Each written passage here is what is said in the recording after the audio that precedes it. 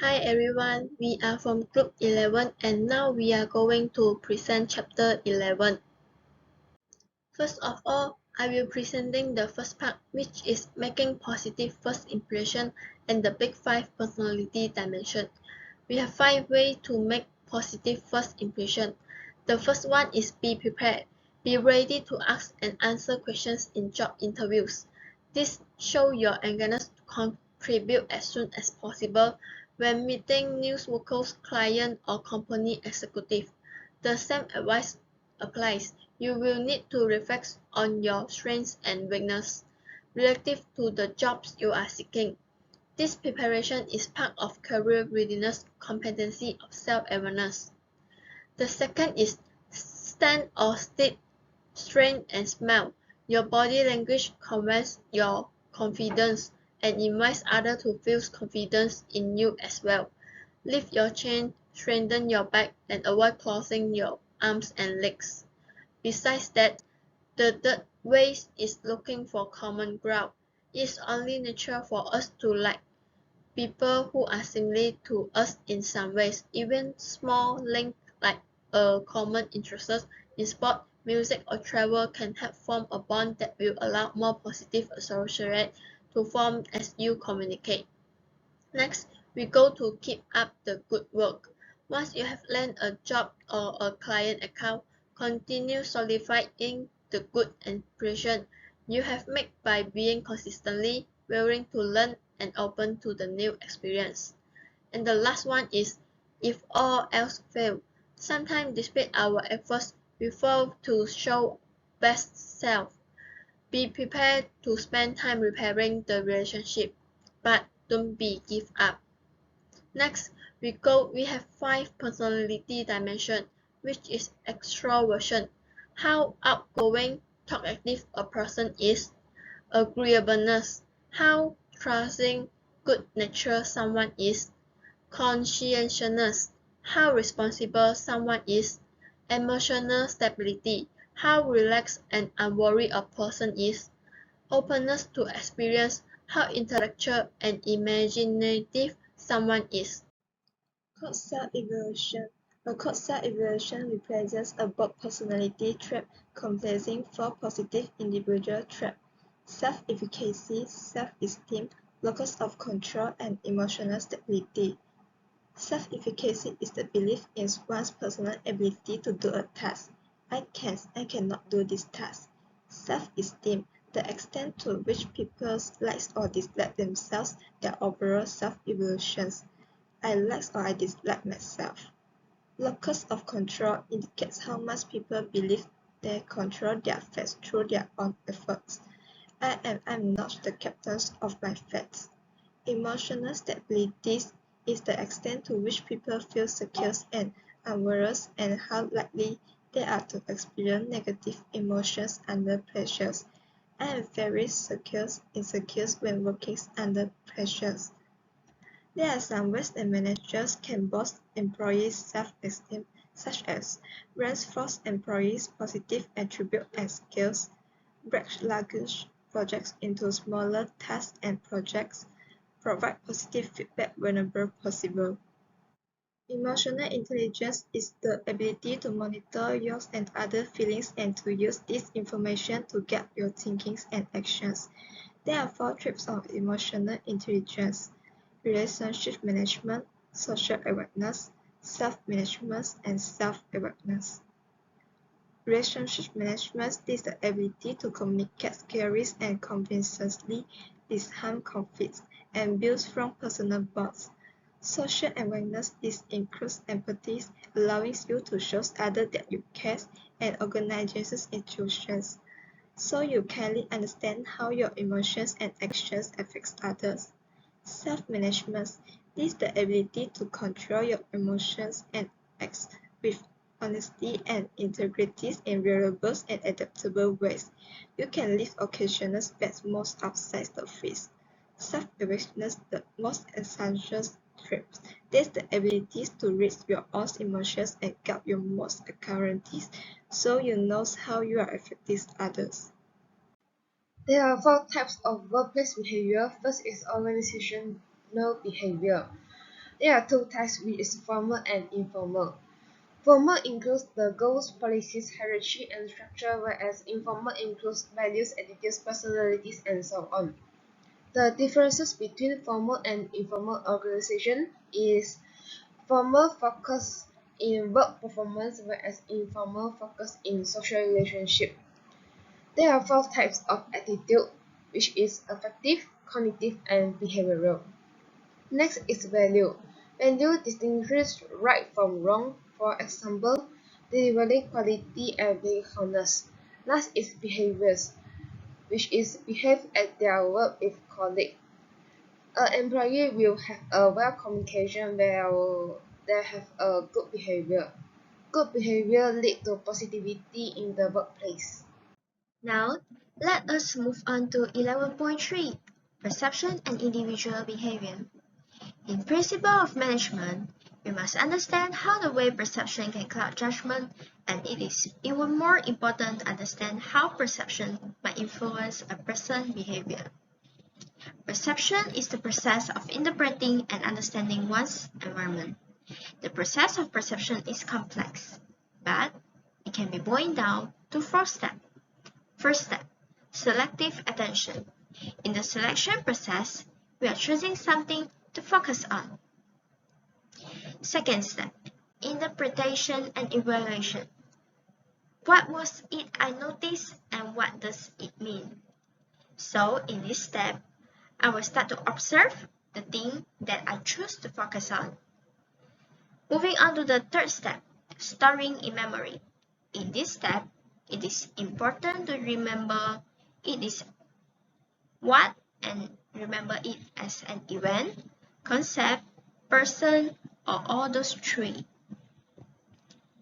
And last step, retrieving from memory to make judgment and decision. In this step, you need to think that what do I recall about the memory that I saved in step 3? Okay, now I'm going to talk about 5 distortions in perception. Although there are many other types of distortion in perception, but we will only describe the following: stereotyping, implicit bias, the halo effect, the recency effect, and the causal attribution. First one, stereotyping. Stereotyping can represent by those sort of people are pretty much the same. Stereotyping is the tendency to attribute to an individual the characteristic one believes are typical of the group to which the individual belongs. Principal areas of stereotyping that should be concerned to you as a manager are a sexual stereotype, age stereotype, and race or ethnicity stereotype.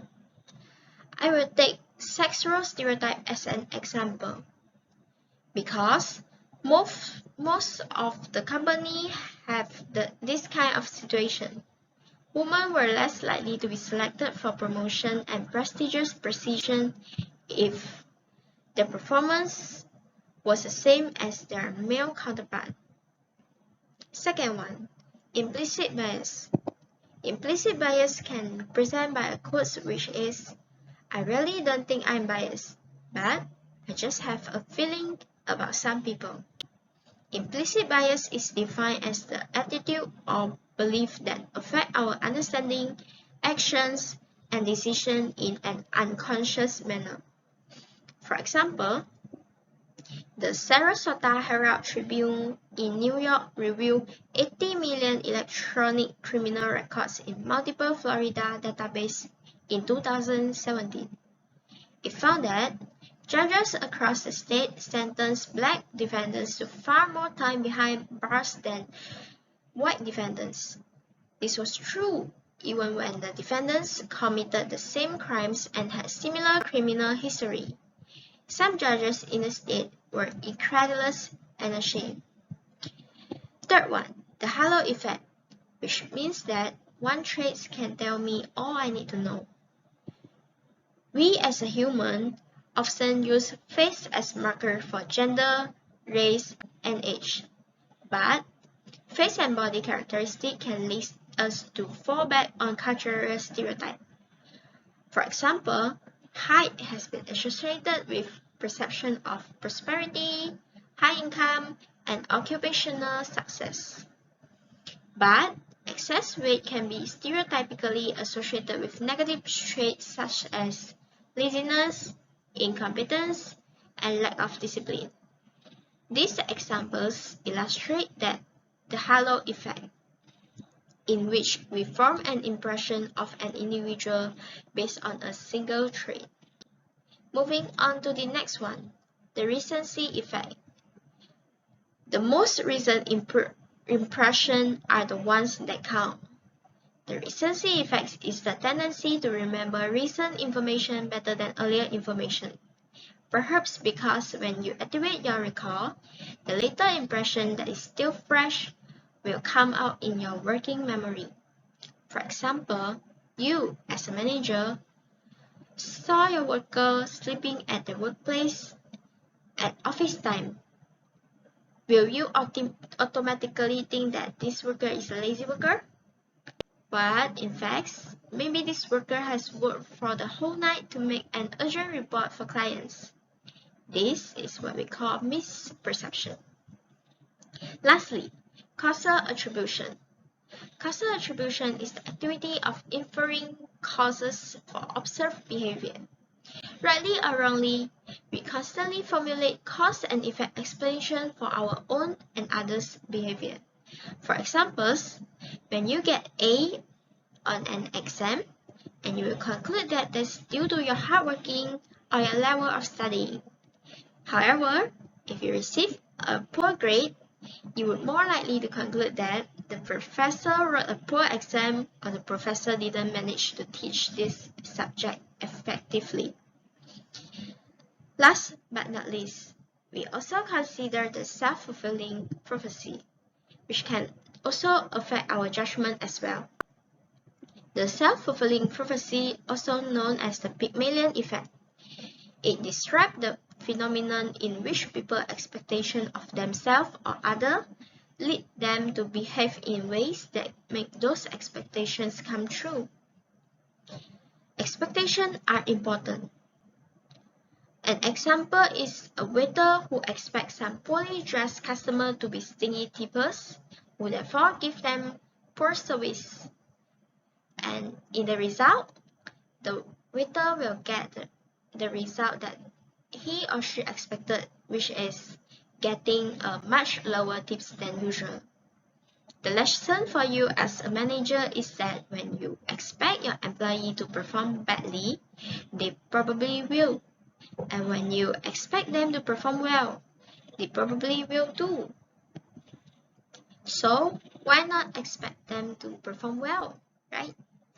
That's all for 11.3. Thank you.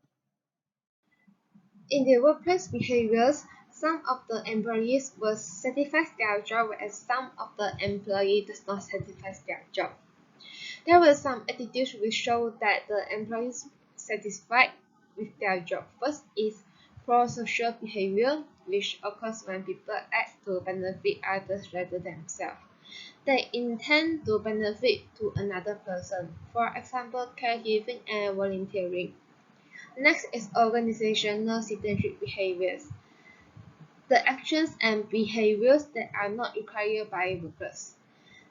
They were helpful and often spontaneously to participate in some events, for example, volunteering. On the other hand, some of the employees was not satisfied their job and show these behaviors. First is counterproductive work behavior, employee behavior that goes against the interests of an organization. Why employee will do like this? Because they might doesn't like their job and they feel stressed while doing their job. In worse, they might happen some abuse problem of themselves. Last is absenteeism and turnover.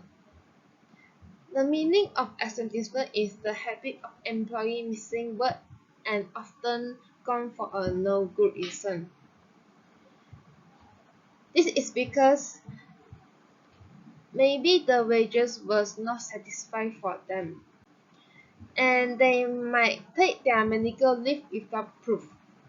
The meaning of turnover is number of percentage of workers who leave an organization and replaced by new employees. For example, retire of an employee. How to think about diversity? Diversity represents all the ways people are unlike and like, the difference and similars in age, gender, race, sexual orientation, social economic background, and others. First of all, we can see at the center of the diversity views is personality. It's at the central because, as we say, internal dimension of diversity are those human differences, the excess of powerful, sustainable effects throughout every stage of our life, such as gender, age, sexual orientations, and others. They are referred to as the primal dimension of diversity because they are not within our control for the most part. Yet they strongly influence our attitudes, expectations, and assumptions about other people, which in turn influence our own behavior. External dimensions include an element of choice. They consist of the personal characters that people discuss or modify throughout their life, such as education background, income, geography location, work experience, and others. They are referred to as the secondary dimension of diversity because we have a greater ability to influence or control them. The last is organization dimension. Organization dimension include management status, work location, work contents, and others. So as a conclusion, personality is the most important diversity, and you can see personality is in the center of the diversity. Trend in workforce diversity, sexual orientations, LGBTQ such as lesbian, gay, bisexual, transgender, queer people become more visible. Age, more older people in the workforce. Gender, more women working. Women constitute the majorities of the workforce. Race and ethnicity, more people of color in the workforce. People with different physical and mental abilities. Educational levels, mixed matches between education and workforce needs. There are 6 barriers to diversity. Stereotypes and prejudice. Ethnocentrism is the belief that your nation's country's culture, language, abilities, or behaviors is superior to those of another cultures. Fear of discrimination against minorities group members. Resistance to diversity program priorities. A negative diversity scrapmates. Diversity scrapmates represents employees' perceptions about the extent to which an organization supports diversity. It also enhances psychological safety. Psychological safety reflects the extent to which people feel free to express their ideas and beliefs without fear of negative consequences. Lack of support for family demands. And the last, a hostile work environment for diverse employees. Hi, Assalamualaikum. My name is Maisarah binti Ahmad Zaidi and my metric number is 293407. I'm going to explain the subtopic under chapter 11, which are 11.6 and 11.7. 11.6 is about understanding stress and individual behavior. First thing first, we need to know what is stress. Stress is the way we react when we feel under pressure or threatened. It usually happens when we feel like when we are in a situation we don't feel we can manage or control. Stress is generally caused by situations like overwork, low wages, conflict at work, and so on. So, what are the tools of workplace stress? First and foremost, stress can cause conflicts and distraction at work. It makes you fatigue all the time and causing problems like chronic back pain, anxiety, and insomnia. There are 3 levels of stress, which are low, moderate, and high levels of stress. People who are experiencing a moderate amount of stress can have some health and behavioral benefits, but those who experience excess or negative stress reveal itself in 3 kinds of symptoms, which are physiological sign, psychological sign, and behavioral sign. For physiological signs, lesser physiological signs are sweaty palms, restlessness, and headache. But when it becomes more serious, the signs can be hypertension and heart attack. Okay, for For psychological signs, the symptoms include forgetfulness, boredom, and depression. And the last one, behavioral sign. The symptoms include sleeplessness, changes in eating habit, and increased drug abuse. Moving on to our next topic, which is how does stress work? There are two components of stress, which are physical and emotional. Physically stress is your body's reaction to a challenge or demand, while emotionally stress is the feeling of being overwhelmed. It happens when one person believes that he cannot cope with the situation anymore, and that leads to anxiety, insomnia, and else. In short bursts, stress can be positive, such as it helps you avoid danger or meet a deadline, but when stress lasts for a long time, it may harm your health. Now, we need to know what are the sources of job-related stress. There are 6 sources of stress on the job, which are stress created by genetic or personality characteristic, by the job itself, by others' expectation, by work-family conflict, by co-workers and manager, and by the environment and culture. I'm going to explain 4 out of 6 sources. First one is stress is created by genetic or personality characteristic. Some people worry naturally, especially those who carry the BDNF gene mutation, constantly obsess over negative thoughts, while others are just impatient, hurried, competitive types, and deadline oriented. The second one is stress created by the job itself. Many of us are aware when we are entering career era, it is not going to be easy. Some occupations are more stressful than others, like being a retail store manager, work in F&B field, and many more, because they do not get a relevant pay for their hard work. Next one is stress created by work-family conflict. Conflict between work and family arises when the demands of pressure from the two spheres are conflicting. These two can clash in two different ways, which are work obligation can interfere with family obligations, while family expectation can interfere with work obligations. The last source of job-related stress that I'm going to explain to you is stress created by co-workers and managers. Some workplaces are lucky enough that all of their employees get on well, but it is not like that for some businesses. Not everyone is the same, and personalities can clash, causing stress to fluctuate within workplace. In addition, having managers who are unfair in decision making, lying, and a general lack of ethics can also lead to stress.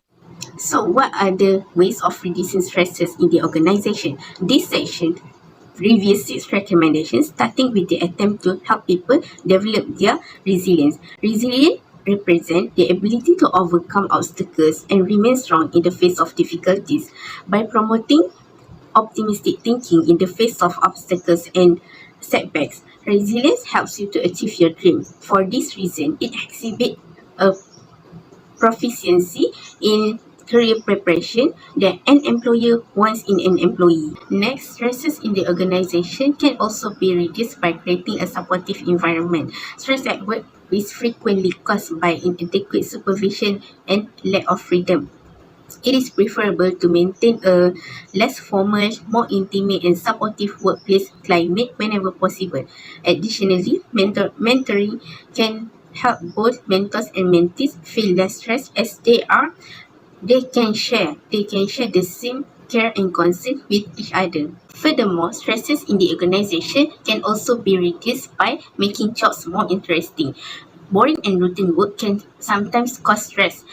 It is preferable to make an effort to organize jobs in a way that gives employees some discretion and variety. For instance, the company might establish office sports team, the game room, and an office pen to ensure the staff members are fully engaged in their work. Meanwhile, the other 2 of suggestions on how to reduce stresses in the organization are recommend a holistic wellness approach and make career counseling available. The last subtopic for this chapter is 11.7, which is Career Corner, Managing Your Career Readiness. This chapter has implication for developing at least 6 competencies associated with our model of career readiness, which are self-awareness, generalized self-efficacy, social intelligence, emotional intelligence, positive approach, and resilience. This section focuses on developing the attitude of positive approach and improving emotional intelligence. You can manage your own career readiness by fostering a positive approach.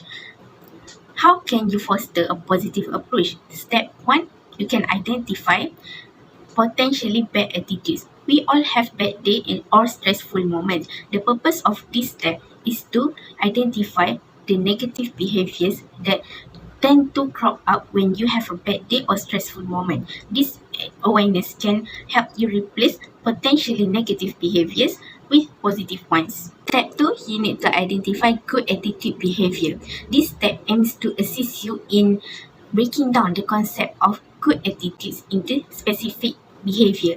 Once you identify the behavior, your task is to focus on displaying them at work.